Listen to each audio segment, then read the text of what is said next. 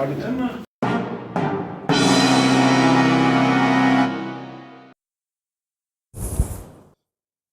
పిప్పల ప్రసాదరావు గారికి సంగీత ప్రపంచంలో ఒక విశిష్ట స్థానం ఉంది.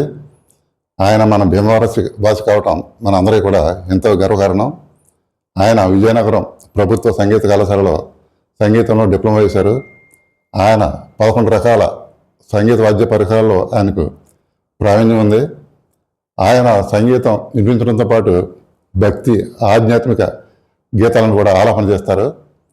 శ్రీ ప్రసాదరావు గారు దేశంలోనూ అనేక విదేశాల్లోనూ కొన్ని వేల సంగీత కచేరీలు చేశారు. ఆయనకు ఎన్నో అవార్డులు, సత్కారాలు, బిరుదులు లభించాయి. ధ్యానరత్న, సంగీత ధ్యానరత్న, పొట్టి శ్రీరామ తెలుగు విశిష్ట పురస్కారం లాంటి బిరుదులు ఎన్నో లభించాయి, అవార్డులు.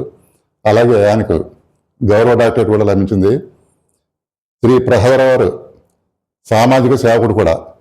ఆయన గతంలో కరోనా సమయంలో 90 రోజుల పాటు 60,000 మందికి భోజన ఏర్పాట్లను పరీక్షించారు. శ్రీ పిప్పల ప్రసాదరావు గారు ఇటీవల ఉగాది రోజున మన రాష్ట్ర ముఖ్యమంత్రి గవర్నర్లు శ్రీ నారా చంద్రబాబు నాయుడు గారి చేతుల మీదుగా ఉగాది పురస్కారాన్ని అందుకున్నారు. ఆ సందర్భంగా ఆయనకు నా అభినందనలు.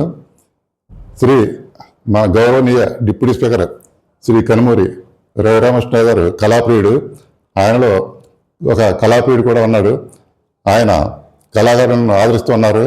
ఆయన ఆశీస్సులు శ్రీ పిప్పల ప్రసాదరావు కూడా లభించాయి.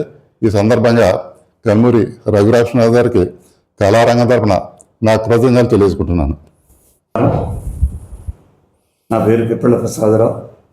మరి ఈ సంవత్సరం ఉగాది రోజున నారా చంద్రబాబు నాయుడు గారి చేతుల మీదుగా ఈ ఉగాది పురస్కారాన్ని అందుకోవడం మీ అందరికీ తెలిసిన విషయమే.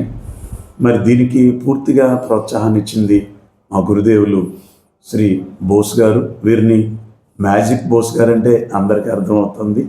అలాగే మాకు శ్రీ రఘురామకృష్ణరాజు గారు, అలాగే లోకల్లో ఉన్నటువంటి పుర ప్రముఖులు ఎంతోమంది సహాయ సహకారాలు అందించారు. అందరికీ ప్రణామాలు తెలియజేసుకుంటున్నాను. జై శ్రీరామ్.